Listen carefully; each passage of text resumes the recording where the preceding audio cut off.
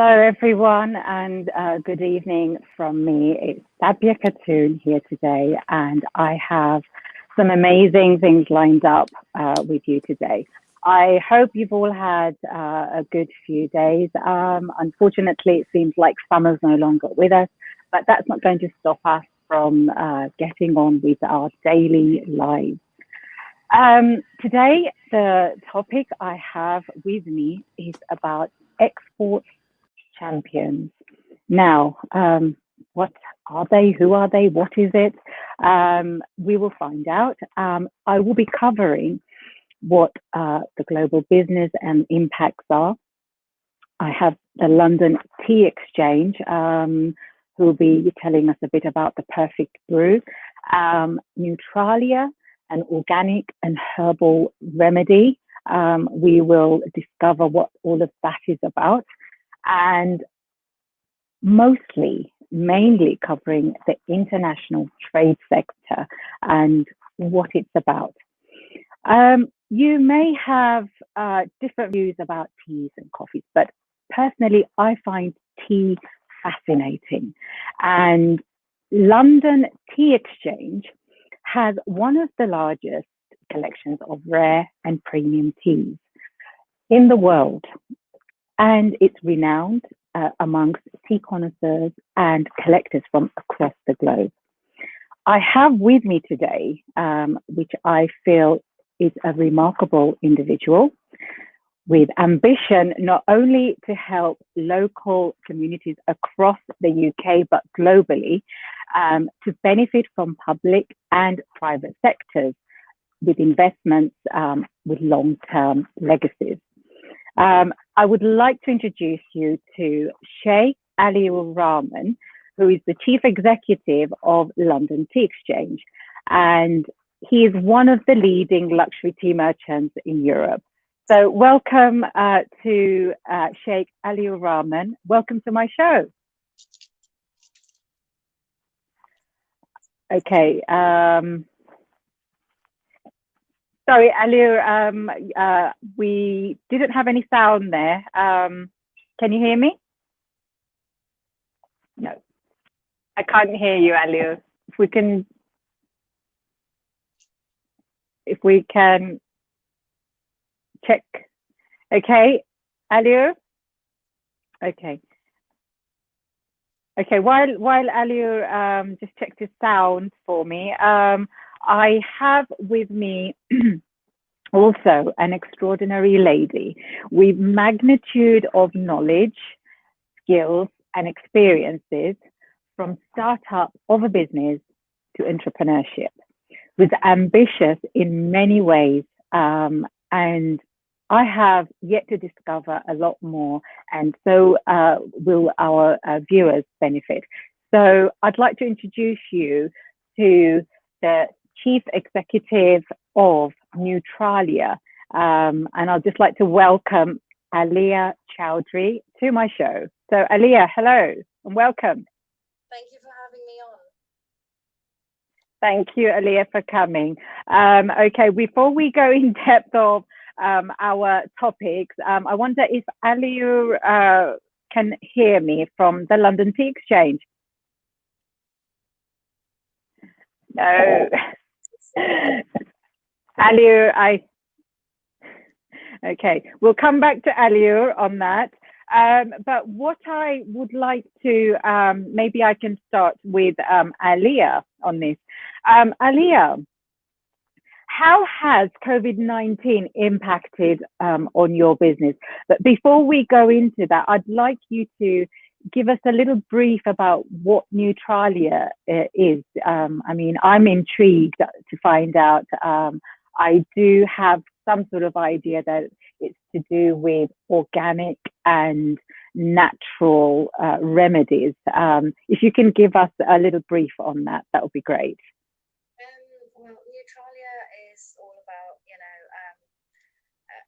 offering natural, healthy remedies in the form of vitamin supplements, and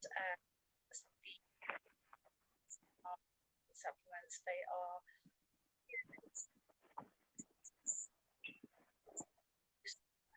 centuries, and they've worked. Ayurvedic ingredients in those that have been tried and tested, and in this current modern day, science has also proved some of the ingredients that have worked in the past. So we want to make formulations that can bring the ancient remedies together with current day science. Okay, all right, brilliant. I do have a small video clip which I'd like to show our viewers, just to get an idea of what your products are and what it's about, you know, and how our viewers can benefit, you know, from that. So if we can have a quick look at that video clip about Nutraleya, that would be great. Yeah.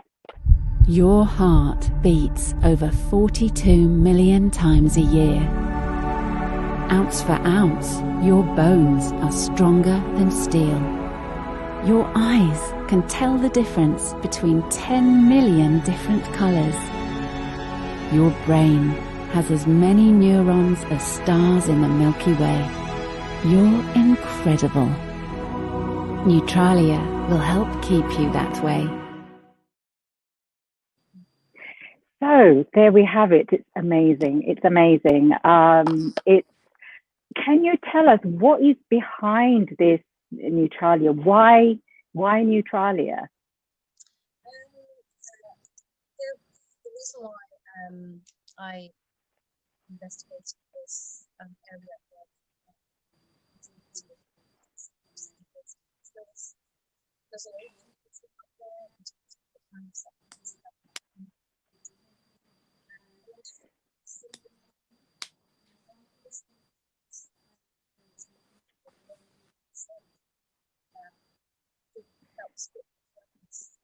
and that's what focuses into also a lot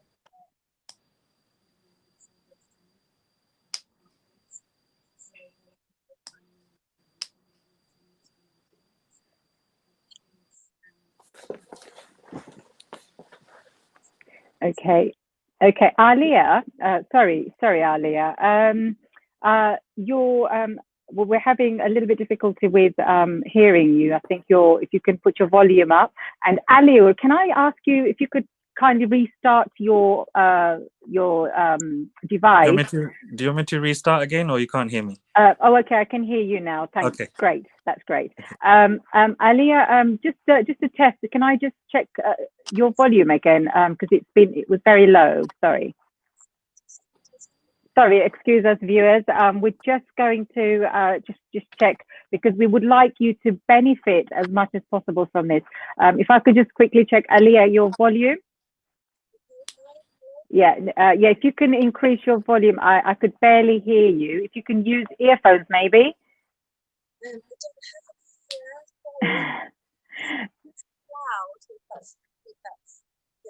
Okay, your volume's very low. Can you use a laptop? At the moment, it's impossible right now because the offices are closed, so I can't access them. Okay, I can hear you a bit better now. I think if you could stay in that position, maybe if you can speak louder, then maybe. Unfortunately, Aleya, speak louder. Yeah, if you could speak louder. Okay, I can hear Aliur properly now. Okay, sorry, Aleya, if I can ask you, Aleya, what I mentioned was, we've just seen your video clip about what Nutraleya is about. Just wanted to quickly find out what's the story behind Nutraleya. Why, what is it about Nutraleya that did it for you?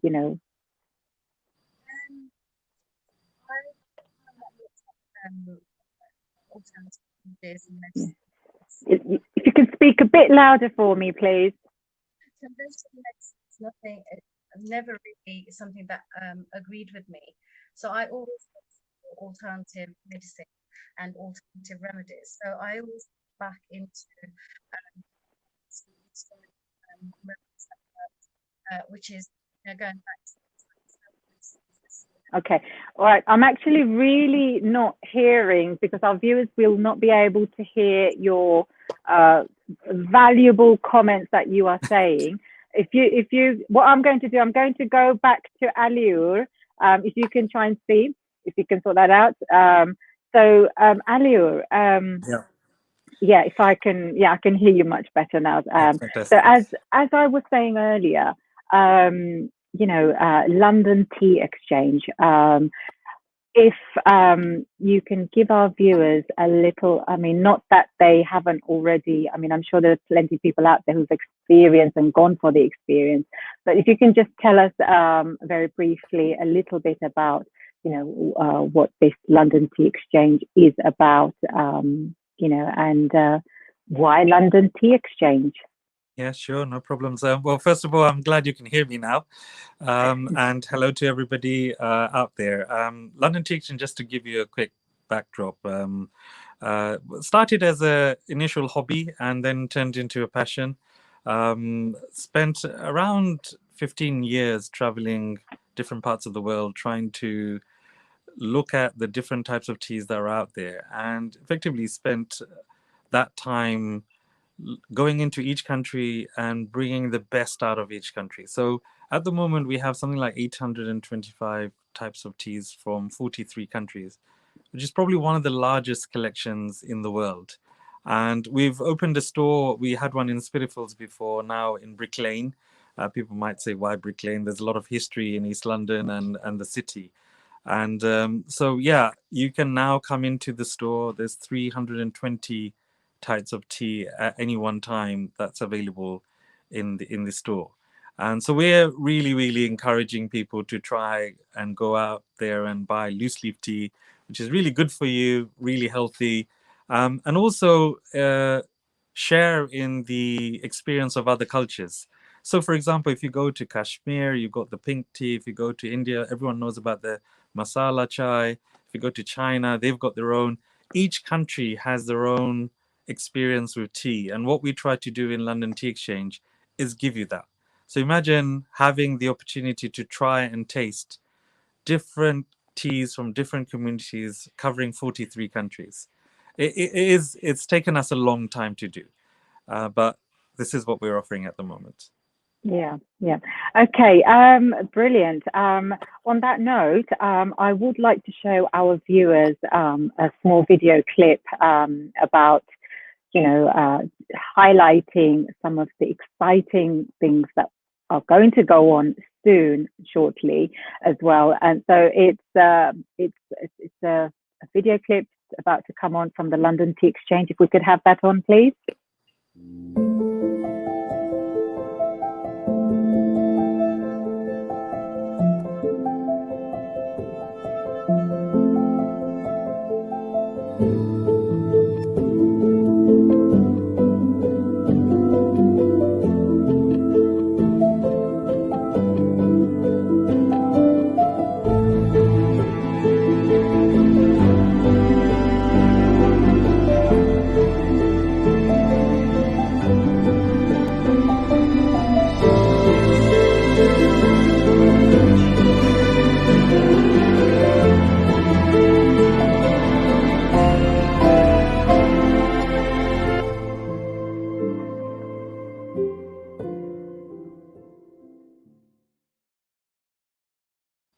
Well, that was fascinating just to watch, to be honest with you. You viewers, you may have noticed it says available in Harrods.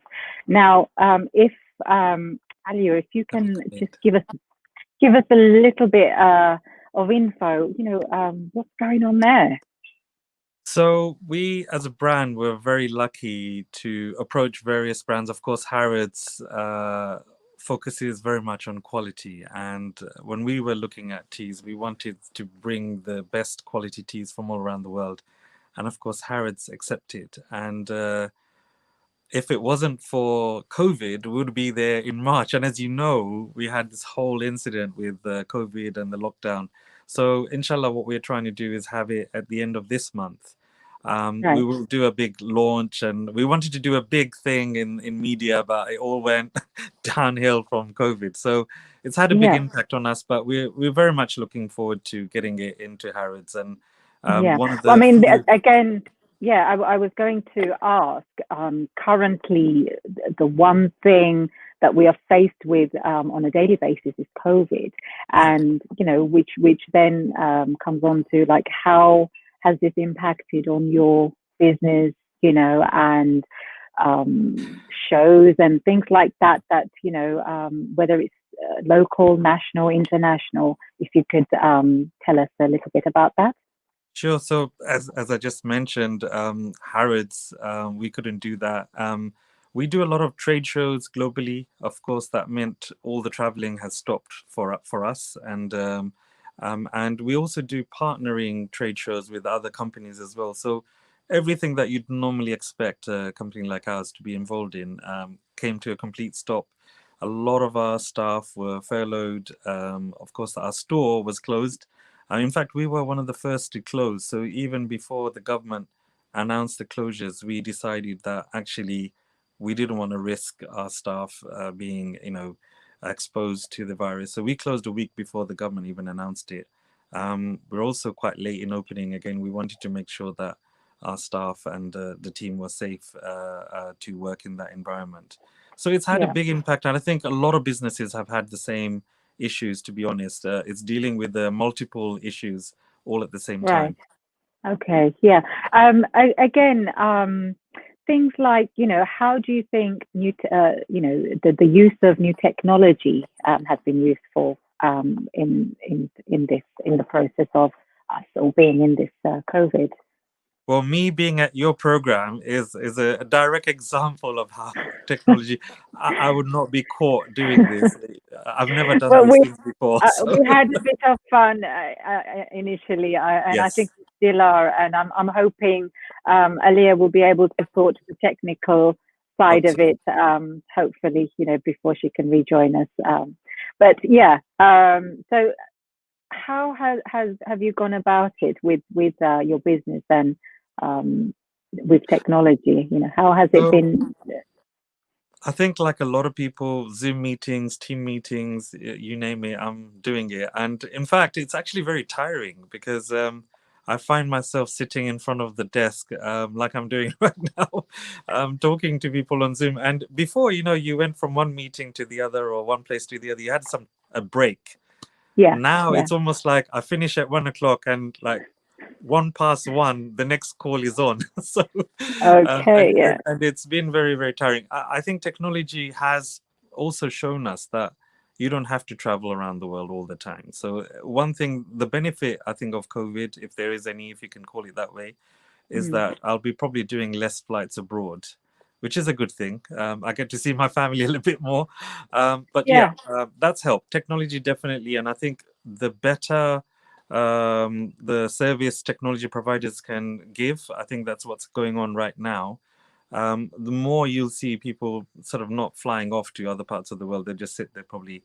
There will yeah. always be a need for travel. I think that's not going to go away. But definitely from our point of view, there'll be less of it now. Right, yeah. I mean, you run international businesses. If you can share with our viewers what kind of challenges you faced and what motivated you to continue with it.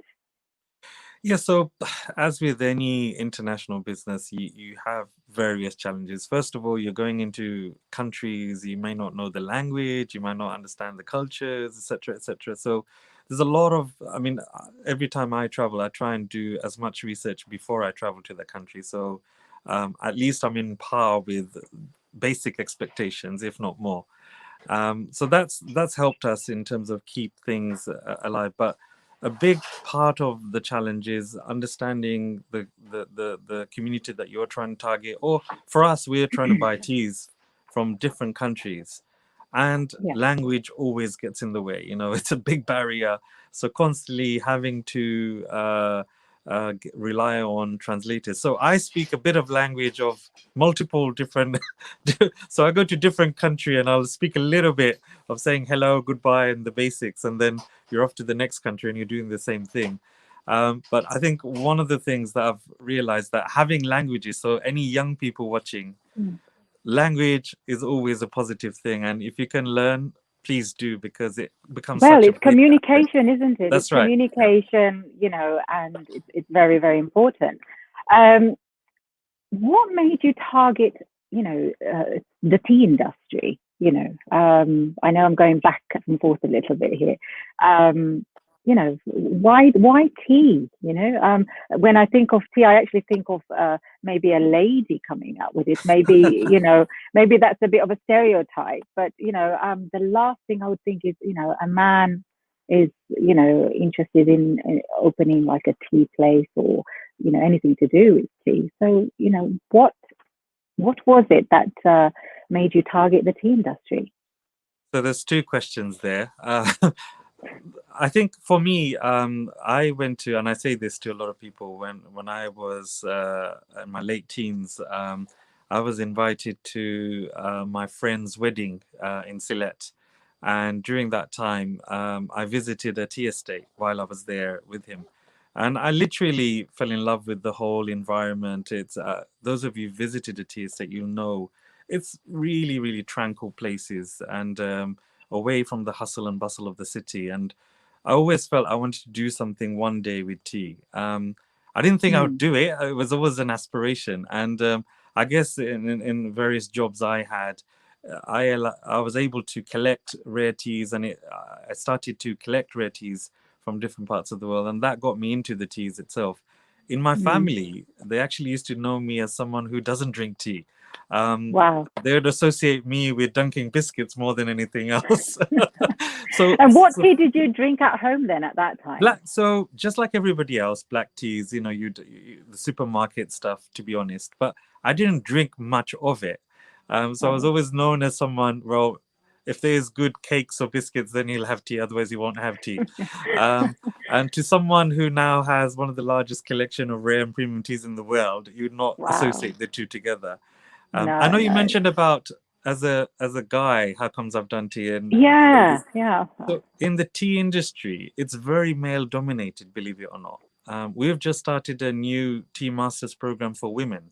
So the consumers tend to be, a big chunk of the consumers are women. You're right there. But actually, if you go into the industry, it's guys. I mean, I was expecting, like you said, lots of women to be around, but you don't see it. Exactly. In the workforce, there are lots of women working in the field, and you see those romanticized pictures of Indian ladies and all the rest of it picking teas. But actually, it's a very tough industry. And yeah, a lot of women are involved in the industry. But if you look at the entrepreneurs and the people who are owning the businesses, it tends to be, unfortunately, very male dominated in the industry.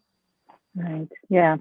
Which, you know, comes to another, you know, question in my mind, that you purchased over products over 50 countries.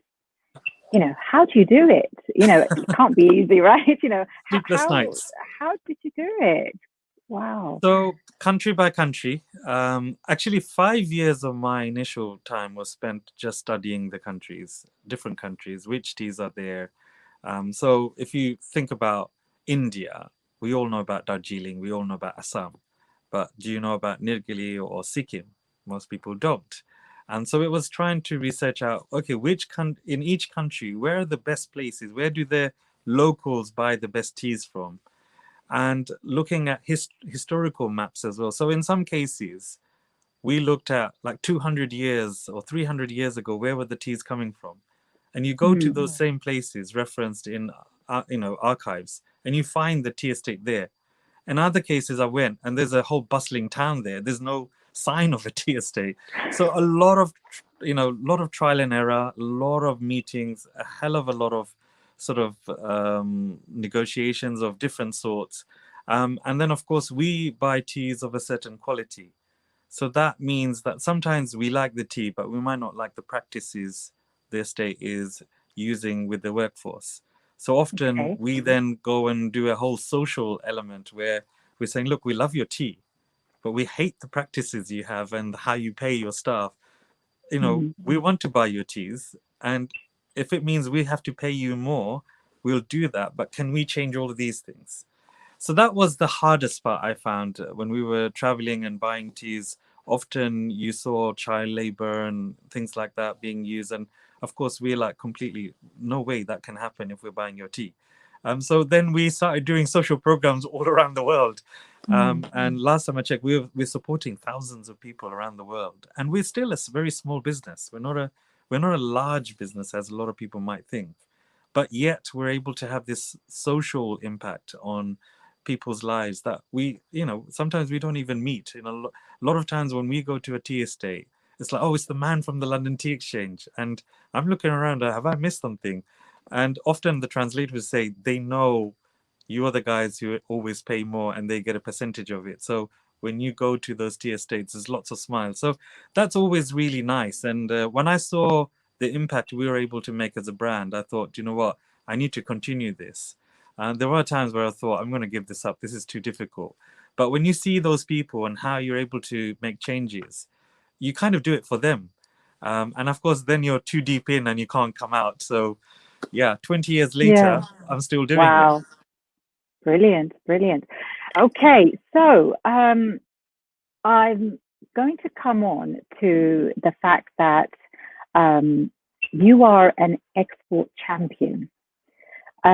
What I would like to know, and I'm sure our viewers are probably wondering, what's that about? I mean, we know it as, we are the champions with the football leagues. Maybe I don't know. Not that I watch football that much, but export champions. What does that mean? I mean, what's that about?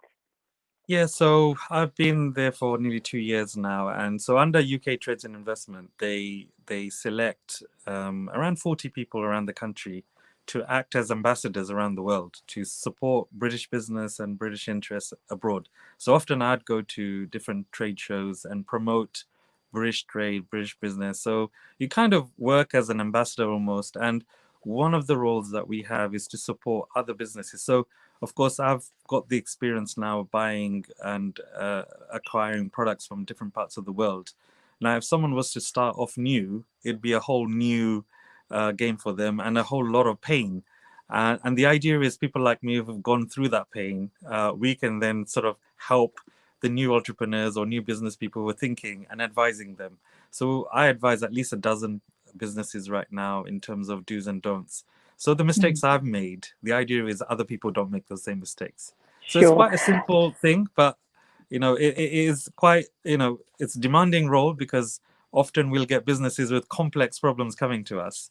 But the idea is we share our experiences with them. Brilliant.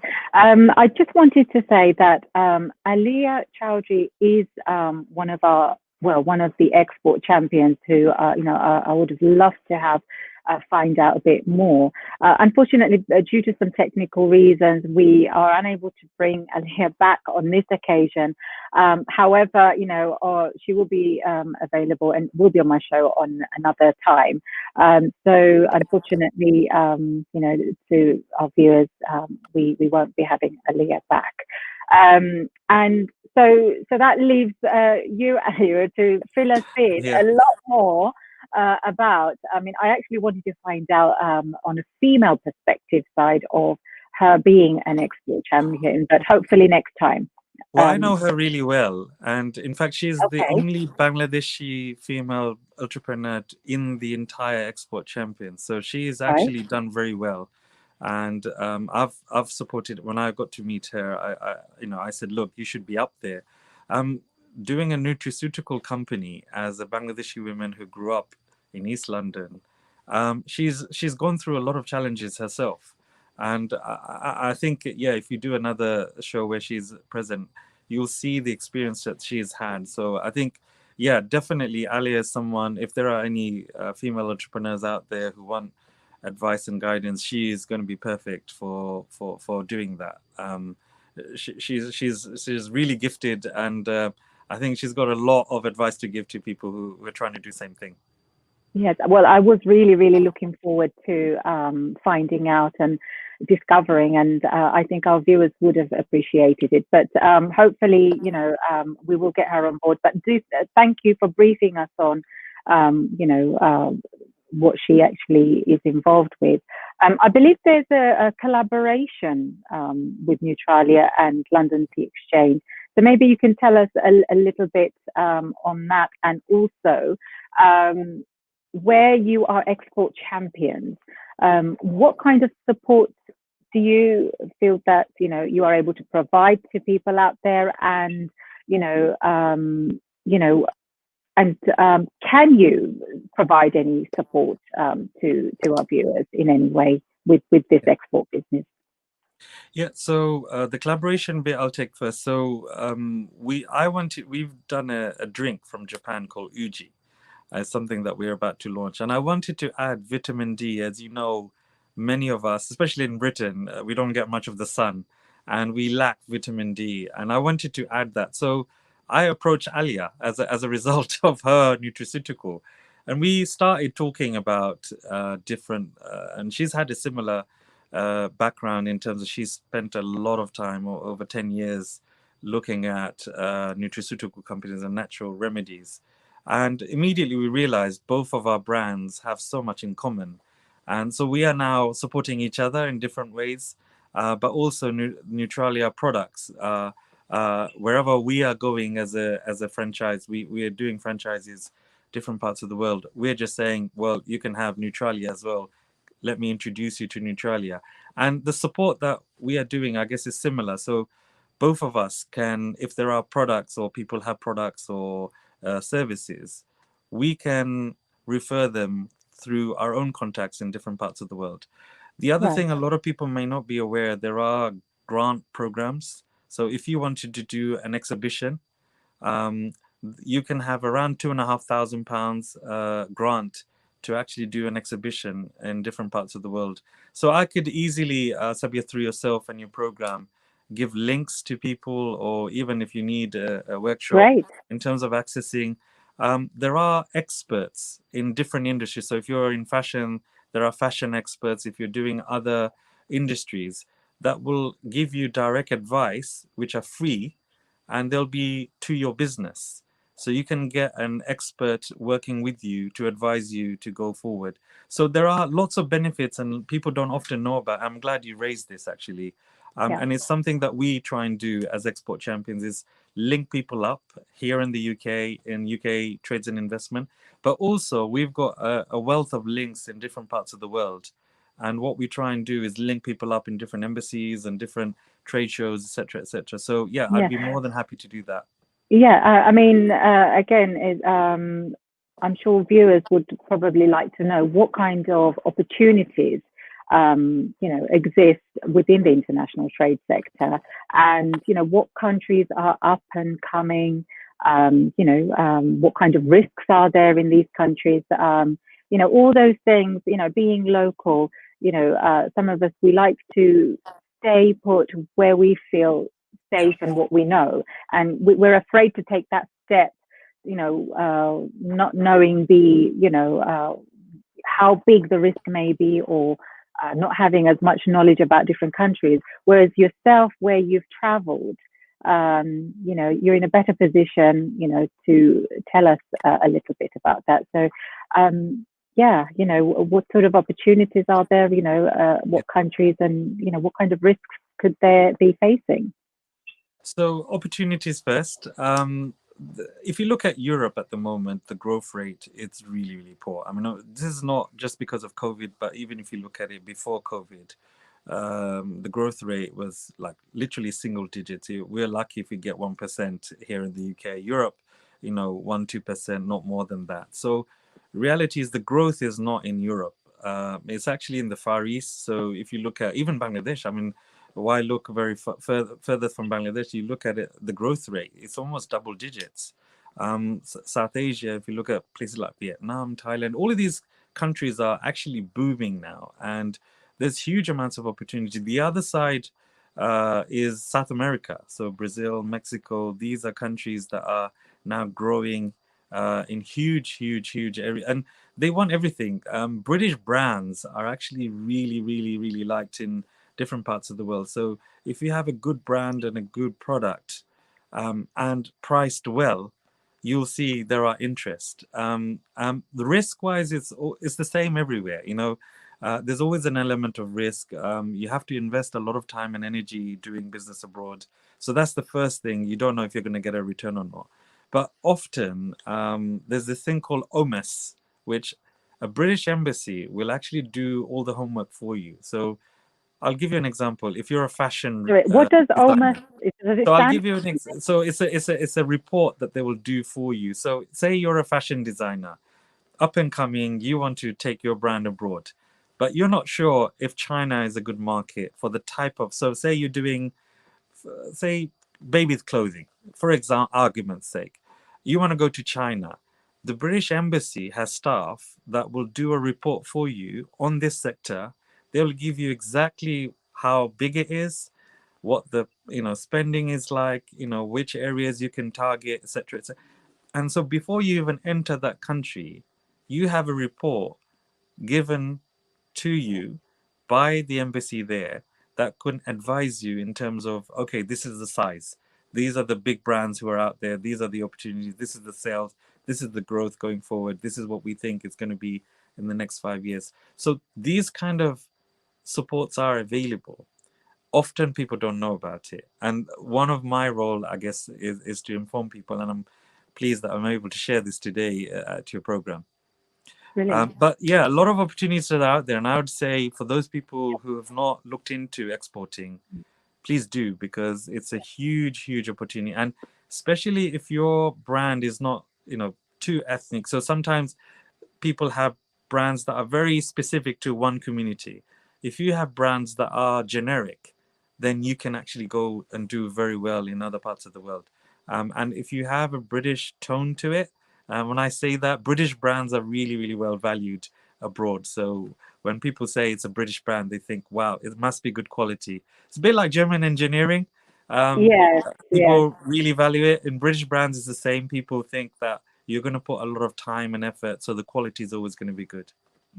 So here we have it, viewers. Some certain things to avoid, and some of the steps to take. But also, are you able to share with our viewers, Aliur, about what certain sectors maybe people should avoid, and maybe some kind of advice on the very first step to take on an international trade?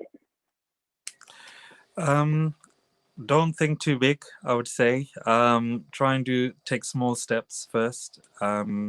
Understand the market that you're trying to go into. It's very important you understand that. Each country has its own tax regimes, tariffs. So you want to start there. Pricing is really important. So you might have a product that is very good for the British sort of market, but as soon as you take it to China or India or US, there might be tariffs and tax added to it. You just want to make sure that that doesn't overprice the brand so much that it's unaffordable. So doing the homework first is really important before you jump into it. Definitely. And that's really important, yeah. So retailers, if you're selling wholesale, they want to make around 40% on top of whatever you're going to sell them. And that's after all the tax and everything, transport, all the. So you need to work out how your business model is going to fit into the market that you're trying to go into. So these are Right. small things, but actually it doesn't take too much. Most of the information are available online these days. Just Google it if you can't do anything else. Or Yeah. there's always a desk. Each embassy. So if you're going to try and invest in China, you go to the Chinese embassy, they'll have a whole big page that tells you everything about you need to know about China. And the same for Bangladesh. They have a dedicated person there to help you to go and invest and all the rest of it. So often you'll find the embassies are more than happy to help you and support you in taking your business into the country. So yeah, Right. there's a wealth of advice and guidance out there. If if you want to look for it, you can find that. Yeah. Also, what sectors are or industries are most profitable and people should target?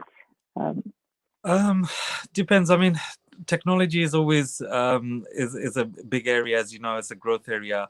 New areas are the renewable energy sector. So the green economy you might have heard of, green technology. This is what almost every government around the world is looking for, innovative products. So if you're someone who is working in that whole area, environment and sustainability is two big areas. So as you know, a lot of countries are targeting how to reduce CO2 outputs, etc., etc. So there are new areas that are emerging, and these are the areas that a lot of these countries, especially if you have a solution to one of the problems in recycling or something like that, you're going to find buyers all the time. So Yeah. you've got the food, beverage, it's always there. I think you're going to start seeing in terms of the way people buy. So before, a lot of people used to buy, going into high streets. More and more people are going online. So, this is another route that you can look at and testing your products. Again, just simple things like going into Amazon and looking at what products is selling and not. You could do some research on that basis.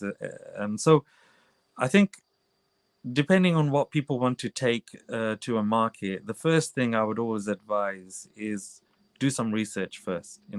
That's the starting point, and then get some advice from people who've already gone there, done the trade in those countries, and often you'll have professionals who will help you.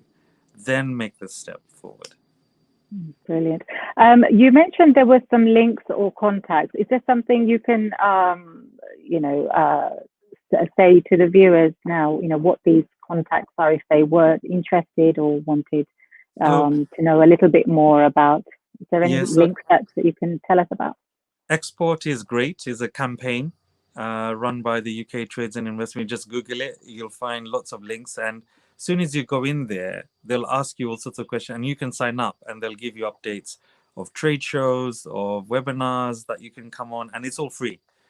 So people can start doing that straight away. So Export is Great. If you look at that on the website, you'll find lots of helpful tips and guidance.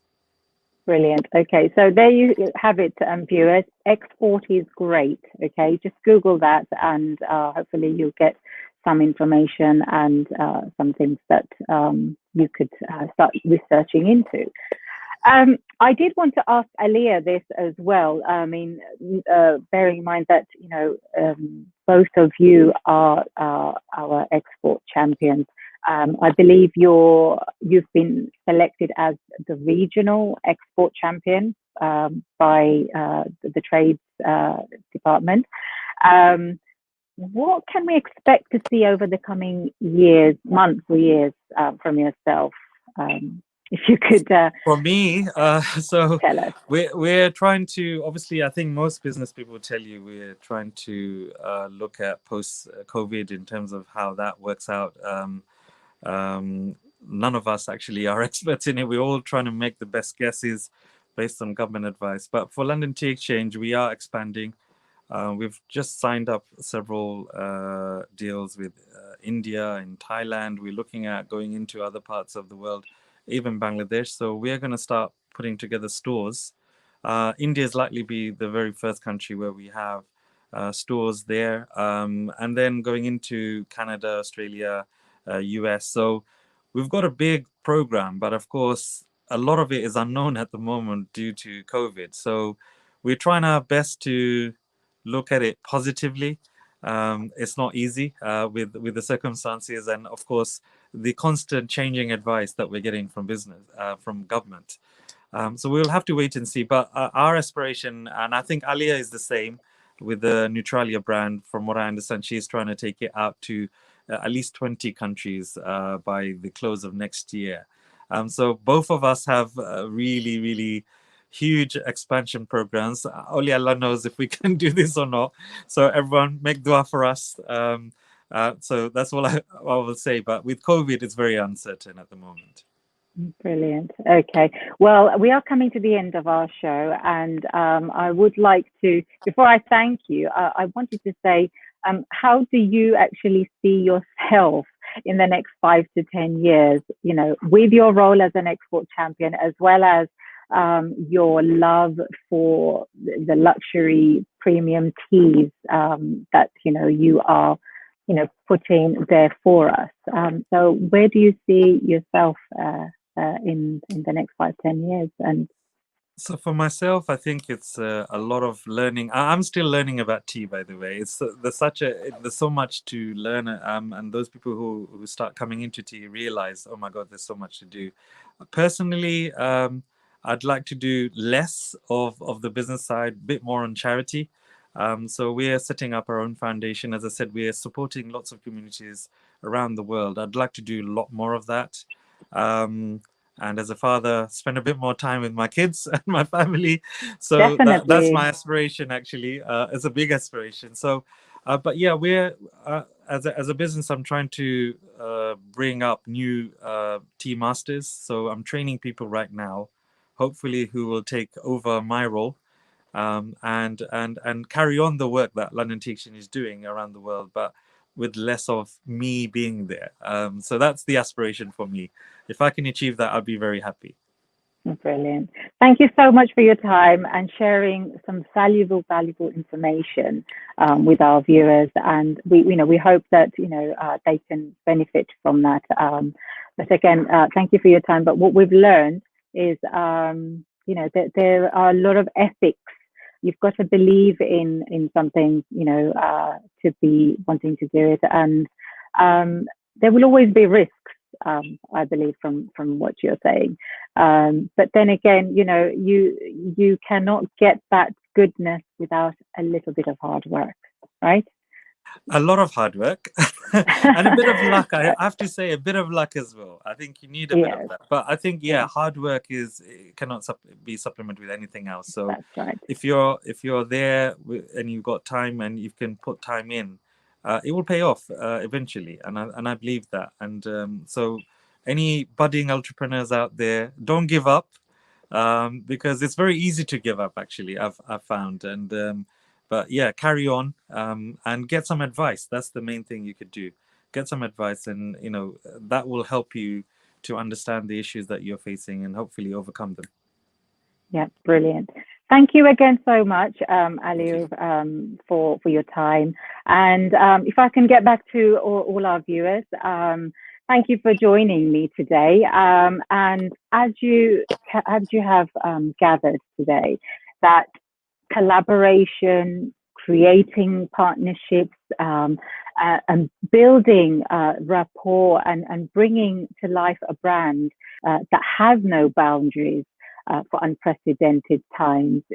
These are things we need to bear in mind and help us get through. If you really want to do something, go and do a bit of research. Today, we've heard from one export champion how it's been, what is out there that, some of us may never have heard of. If you want to do something, some trade, don't just look for it across the road. Get out there, take that step, and, be a bit bold about it. So, on that note, I want to say thank you for joining me, and stay safe, stay alert, and I hope to see you again soon. All right, take care, everyone.